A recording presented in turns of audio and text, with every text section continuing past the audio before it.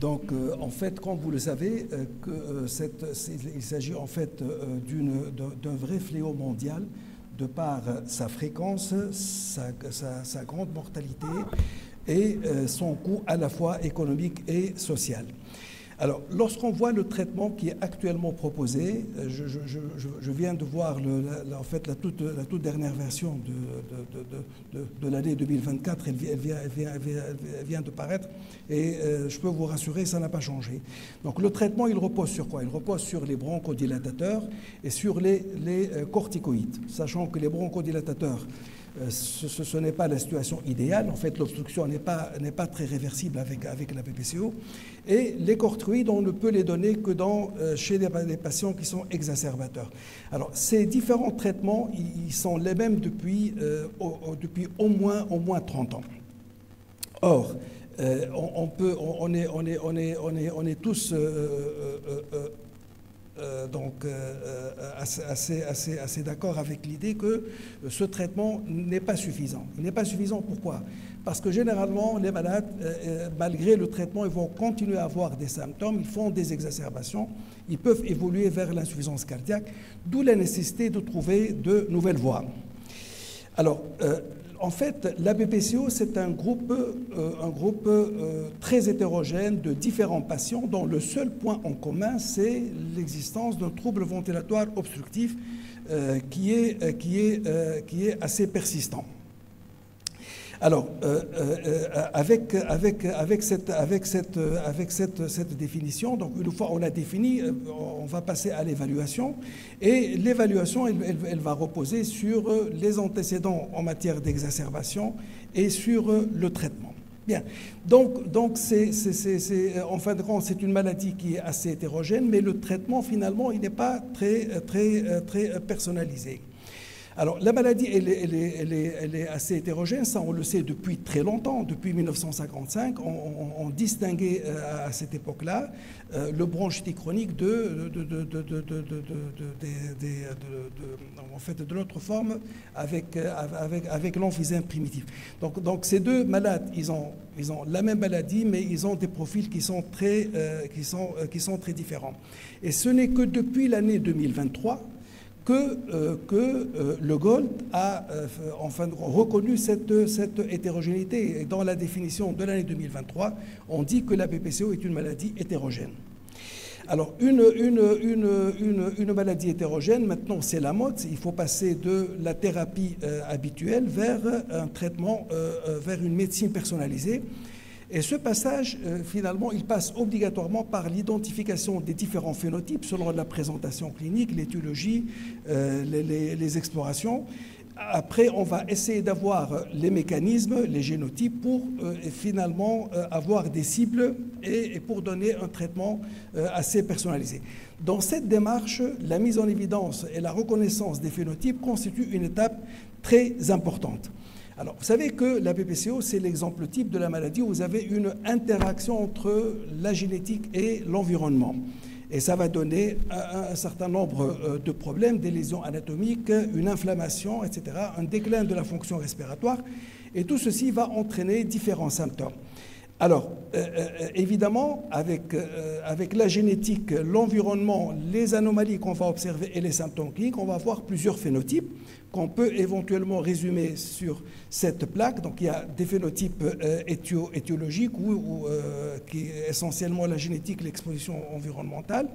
Donc, les phénotypes en fait cliniques, ils sont mieux connus que les autres. Donc, les phénotypes sur le plan anatomique, le profil cellulaire, fonctionnel, la réponse au traitement, la progression de la maladie, bref. Donc, tous ces éléments-là peuvent changer entre les patients. Alors, selon l'approche, on va dire, traditionnelle, en fait, la BPCO, c'est quoi? C'est un malade qui fume. Alors, il fume, il va en fait accélérer le déclin de sa fonction respiratoire, et il va avoir une BPCO. Aujourd'hui, on sait que cette approche est très simple, voire simpliste. Pourquoi? Parce qu'en fin de compte, tous les fumeurs ne font pas cette maladie. Pourquoi? Parce qu'il y a une composante génétique. Il y a aussi des BPCO qui ne sont pas fumeurs, donc il y a évidemment les autres causes. Et il y a aussi tous les problèmes en rapport avec la croissance de la fonction respiratoire au début de la vie. Alors, sur le plan génétique, il y a plusieurs gènes qui semblent être impliqués dans l'éthiopathogénie de la PPCO. Ça n'a aujourd'hui aucun retentissement sur la prise en charge. Par contre, il y a le déficit en alpha-antitrypsine qui est évidemment très bien connu depuis très longtemps et qui peut donner généralement un emphysème primitif. C'est une forme qui est assez connue. Son traitement aussi, il est connu, sauf que ce traitement, il ne fait que retarder l'évolution, mais il ne peut pas arrêter la maladie. Un autre exemple, c'est le déficit en télomérase. Alors, en fait, les télomères, c'est les extrémités en fait, des chromosomes qui, chez des patients qui ont ce type de déficit, les cellules ne peuvent pas se multiplier et ça va entraîner une mort assez rapide, un vieillissement des cellules. C'est une forme qui n'est pas très fréquente, inférieure à 1%, et aujourd'hui, on n'a pas de traitement. En ce qui concerne l'exposition, alors l'exposition, il y a quelques années, on commence à s'intéresser à ces formes de BPCO chez les non-fumeurs. Et on s'est rendu compte que chez les non-fumeurs, il s'agit souvent de sujets qui sont plus jeunes, essentiellement des femmes, avec un index de masse corporelle plus élevé. Le profil inflammatoire chez les fumeurs est plutôt à neutrophile, chez les non-fumeurs plutôt à éosinophile. Et même l'atteinte, on a plus de lésions d'emphysème chez les fumeurs et plus une atteinte au niveau des petites voies aériennes chez les non-fumeurs. Généralement, les non-fumeurs ont moins de symptômes, ils ont une meilleure fonction respiratoire et ils ont besoin de moins de traitements. Ils ont même une meilleure survie. Vous voyez la courbe en bleu en haut. Elle est nettement meilleure que les deux courbes en bas ce sont les courbes pour les fumeurs actifs et les anciens fumeurs. Il y a cette étude que je trouve très intéressante, qu'elle a essayé de comparer les spécificités de la PPCO selon l'exposition. Et vous voyez, par exemple, si on voit l'exposition à la biomasse, vous voyez qu'il s'agit souvent de sujets qui sont plus âgés, surtout des femmes, qui sont plus symptomatiques, mais qui ont moins ils ont une meilleure fonction respiratoire. Donc on voit que finalement ce n'est pas du tout le même profil. Alors un autre sujet très à la mode, c'est la croissance et le développement naturel de la fonction respiratoire. Maintenant on sait qu'il y a un certain nombre de facteurs qui peuvent influencer au début de la vie cette croissance. Et essentiellement le tabagisme chez la maman, la prématurité et plein d'autres aussi d'autres facteurs. Et c'est pour cette raison que lorsque vous voyez un peu l'évolution et les différents modèles de trajectoire de la fonction respiratoire, vous avez en vert la fonction normale, en rouge c'est le fumeur, mais vous voyez aussi une courbe jaune qui correspond à une personne qui n'a jamais fumé, mais qui a commencé avec une fonction respiratoire qui est assez diminuée. Et vous voyez un peu la courbe noire qui est tout à fait parallèle à la courbe verte. Donc c'est un déclin qui est normal, mais étant donné qu'on a démarré avec une fonction très basse, eh bien, il va développer cette maladie. Alors, évidemment, il y a plein d'autres études. Sur cette diapo, je vous prie juste de voir celle qui est en haut. Il y a aussi un profil des sujets qui ont un VMS qui est très élevé et qui, malgré le déclin, ils ne vont pas développer la maladie parce qu'ils ont commencé avec une fonction respiratoire très élevée. Donc, vous voyez que c'est assez compliqué. Alors, ce qui va encore rendre la chose plus compliquée, c'est lorsqu'on voit la variation annuelle du VMS chez les BPCO, on se rend compte que le déclin n'est pas constant. C'est-à-dire, vous pouvez, en fait, on peut commencer en fait, au début avec un déclin qui n'est pas très important, et après, on va avoir un déclin plus important ou vice-versa. Donc la notion, elle est très compliquée. Alors, c'est pour cette raison, donc sur ce tableau, vous voyez un peu un résumé de tous ces éthiotypes. Ce sont des phénotypes en rapport avec les étiologies. Donc vous avez, on voit un peu tout, les BPCO ayant une origine donc génétique ou avec un problème avec le développement, la cigarette, la biomasse et les autres. Alors, juste un tout dernier point. Donc, on a dit qu'il y a une interaction entre l'environnement et la génétique, et c'est ce qui va déterminer l'épigénome. L'épigénome, ce sont les gènes qui vont, en fin de compte, réellement s'exprimer. Tous les gènes du génome ne s'expriment pas, et ceux qui s'expriment, ils sont influencés par l'environnement. Alors, ils vont s'exprimer, ça va donner des protéines, etc., et ça va donner des biomarqueurs, et ça va entraîner, en fin de compte, l'expression de la maladie. Alors, ce qui est nouveau, c'est que maintenant, on insiste de plus en plus sur la notion de cumul des interactions. On va dire que le sujet, il est fumeur. Donc, il y a une interaction entre le tabac et puis la génétique. Non, mais s'il est fumeur, après, il était exposé à la biomasse, après, il a travaillé dans un milieu où il était exposé à autre chose. Donc, en fin de compte, cette interaction, il faut la voir comme étant la somme de toutes les interactions qu'il a pu avoir tout le long de sa vie. Alors, les lésions anatomiques, donc, il y a aussi, évidemment, des formes de BPCO. Il y a une atteinte plus au niveau des petites voies aériennes, et puis d'autres où vous avez une atteinte plus au niveau vous allez avoir des lésions d'emphysème, qu'on va voir à l'imagerie donc habituelle. Mais ce qui est nouveau maintenant, c'est la densitométrie quantitative. Alors actuellement, ce sont des méthodes qui peuvent mieux explorer finalement les lésions anatomiques, et ça donne des informations très importantes. Vous voyez ici, vous avez les 4 cas, ce sont des cas des patients qui ont une BPCO. Alors le vert n'a rien du tout. Le jaune a un simple piégeage, c'est une atteinte des petites voies aériennes, il n'y a pas de destruction. Le rouge, il a des lésions d'emphysème, c'est la destruction, et puis le tout dernier a les deux. Donc vous voyez, avec ces techniques, on peut mieux approcher un peu les lésions anatomiques. On peut même savoir si l'emphysème, est-ce qu'il est très sévère ou s'il n'est pas sévère. Plus vous avez du bleu, plus l'emphysème est sévère. Et on peut même avoir une localisation de cet emphysème. Ceci peut être très important. Vous voyez cette étude qui a vu un peu l'intérêt de la chirurgie de l'emphysème du lobe supérieur. On s'est rendu compte que si cette chirurgie s'adresse à un emphysème du lobe supérieur, la survie est meilleure sur la première courbe. Elle est nettement meilleure par rapport aux autres sujets qui ont un emphysème plutôt diffus. Donc cette notion peut aider, et c'est un phénotype aussi assez particulier. Alors les anomalies fonctionnelles sont variables. Bien sûr, vous avez l'obstruction bronchique, la distension, les troubles de la diffusion. Ils n'ont pas tous, c'est l'emphysème primitif où on a le plus ce problème. Et la réponse aux bronchodilatateurs, bon, la maladie n'est pas très réversible, mais il y a quand même au moins 50% qui peuvent répondre à la définition de la réversibilité. Alors, les phénotypes maintenant, les autres phénotypes, les phénotypes exacerbateurs, je pense que je n'ai pas besoin de trop en parler, ça a été bien développé par Sally, mais on sait très bien que lorsque une personne fait une exacerbation, l'année prochaine, le risque est multiplié par 4.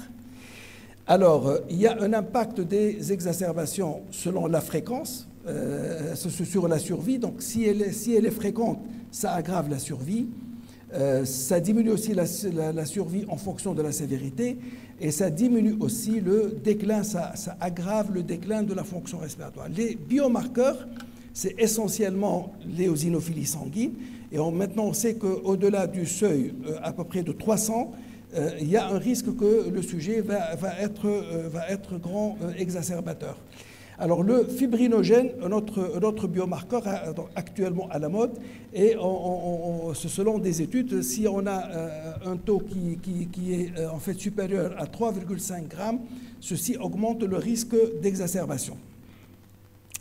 On arrive maintenant au profil inflammatoire. Alors évidemment, le profil habituel, c'est le profil, c'est évidemment l'inflammation neutrophile, hein, qui va mettre en cause essentiellement les neutrophiles, les macrophages, les cellules lymphoïdes innées de type 1. Et il y a même une intervention des lymphocytes B qui peuvent éventuellement synthétiser des IgA donc sécrétoires. Alors, les exacerbations, à peu près 80% des exacerbations sont d'origine infectieuse, mais 20% sont d'origine non infectieuse, infections virales ou bien des infections bactériennes ou atypiques. Alors, lorsqu'on voit le profil inflammatoire, on se rend compte que les infections bactériennes sont associées à l'inflammation neutrophile, les infections virales et les causes non infectieuses sont associées à l'inflammation éosinophile. Alors, une autre étude qui me semble très intéressante sur l'association de l'endotype inflammatoire et le microbiome. Il s'agit ici de 3 cohortes. On a fait des prélèvements de l'expectoration à l'état de base et au cours de l'exacerbation. Donc vous avez... Attendez. Voilà. Bon, ça avance toujours. Alors, voilà. Donc, on voit qu'à l'état stable ou au cours de l'exacerbation, le profil le plus fréquent, c'est le profil en rouge, c'est le profil neutrophile, bien avant le profil éosinophile. Et lorsque vous voyez la diversité microbienne, ben on se rend compte que dans la colonne rouge, il y a moins de diversité. C'est-à-dire que les patients qui ont profil inflammatoire neutrophile, ils sont souvent colonisés par un seul germe, donc il y a moins de diversité, et c'est essentiellement l'hémophilus, que vous voyez en rouge sur la première colonne. Alors ceci est important parce qu'on peut même avoir différents biomarqueurs de cette inflammation neutrophile associée à une colonisation, essentiellement l'IL1 et le TNF. Alors, différents traitements ont été proposés en essayant de cibler ces différentes cytokines. Bon, ça peut diminuer le nombre des polynucléaires neutrophiles, mais ça n'a pas beaucoup de retentissement clinique. Il y a l'azithromycine, il y a surtout l'anti-phosphodiesterase qui peut réduire l'inflammation neutrophile et qui est indiqué dans la bronchite chronique. Alors, un autre médicament qui vient d'être étudié, anti-phosphodiesterase 3 et 4. Alors, en fait, c'est une molécule qui a une action à la fois anti-inflammatoire, mais aussi bronchodilatatrice. Et vous voyez qu'on peut réduire déjà à peu près de moitié les exacerbations, et on peut améliorer, vous voyez en bas, on peut améliorer après 12 semaines jusqu'à 150 millilitres le VMS. Alors, l'autre profil, c'est le profil éosinophile. Bon, c'est un profil, évidemment, il est bien connu, inflammation TH2 avec les éosinophiles, les cellules lymphoïdes de type 2, et avec les stars, les différentes interleukines qui sont impliquées, l'IL4, IL5, IL13.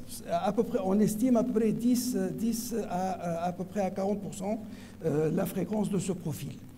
Alors, le biomarqueur, c'est l'éosinophilie sanguine, et au-delà de 300, on peut améliorer avec les corticoïdes. Bon, j'ai un problème parce que finalement, chaque fois où j'appuie, je n'ai pas le pointeur. Hein? D'accord. Bon, ce n'est pas grave. Alors, on a essayé les biothérapies. Alors, en fait, nous savons très bien que dans l'asthme, aujourd'hui, on a différentes molécules qu'on peut utiliser dans l'asthme sévère, essentiellement les anti-L5 et les anti-L4. Alors, pour la BPCO, ça ne semble pas marcher parce que vous voyez que les résultats sont assez mitigés sur les exacerbations, ça ne donne pas beaucoup d'effets. Sur les exacerbations sévères, ça ne donne rien du tout. Alors, les récepteurs, antirécepteurs de l'IL5 aussi, le résultat il est meilleur dans l'exacerbation sévère. Et toute cette étude, c'est l'essai du dupilumab qui est un anti-L4. Alors, c'est une étude très récente, elle vient de paraître, il peut réduire les exacerbations à 30% et il peut améliorer un peu le VMS.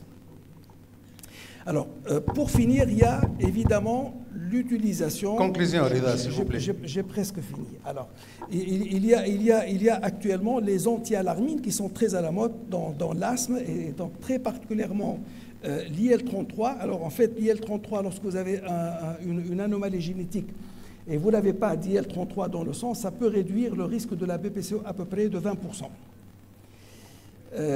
Alors, le problème, c'est que lorsqu'on donne des anti-IL-33, ça n'a une action que chez les BPCO des anciens fumeurs, pas chez les fumeurs actifs. Et le VMS aussi, il n'est amélioré que dans cette situation. Alors, il y a aussi les BPCO et les comorbidités, surtout les comorbidités donc cardiovasculaires, qui peuvent aussi représenter un phénotype. Alors, pour conclure, quels sont les phénotypes actuellement reconnus? Il y a ceux qui sont classiques, la bronchite chronique, l'emphysème, le overlap syndrome, asthme BPCO, les exacerbateurs fréquents et rares, mais il y a plein d'autres qui sont en fait émergents, notamment les personnes qui ont un index de masse corporelle très faible, l'association avec la dilatation de branches, l'emphysème du lobe supérieur, les BPCO qui ont un déclin très rapide, associés à des comorbidités, l'alpha-antitrypsine et les non-fumeurs. Alors maintenant, si on voit tous ces phénotypes, il y a très peu de phénotypes où nous avons aujourd'hui des biomarqueurs. Et on peut proposer un traitement. Vous avez l'alpha-antitrypsine, vous avez les inflammations éosinophiles et l'inflammation neutrophile, et les exacerbations, vous voyez qu'on est assez loin. Alors, en conclusion, d'abord, il faut admettre qu'actuellement, on a une reconnaissance de l'hétérogénéité de la BPCO. Aujourd'hui, on a une meilleure compréhension de ces différents phénotypes. Certains phénotypes, ils sont rares, ont des génotypes et des biomarqueurs qui sont bien identifiés, qui profitent parfois d'une prise en charge personnalisée, mais la plupart n'ont aucune prise en charge adaptée parce qu'on ne les connaît pas très bien, d'où la nécessité de faire des études à grande échelle avec des analyses de clusters qui n'ont pas montré, enfin ils ont donné des résultats assez variables, mais c'est surtout l'approche omique qui peut être intéressante. Enfin, le dépistage des pré-BPCO et des prismes, ça a été dit, ça permet de faire un diagnostic précoce avant l'apparition de lésions qui sont irréversibles. Et arrivé à ce stade-là, évidemment, il n'y a aucun traitement qui peut améliorer les patients. Et je vous remercie. Merci.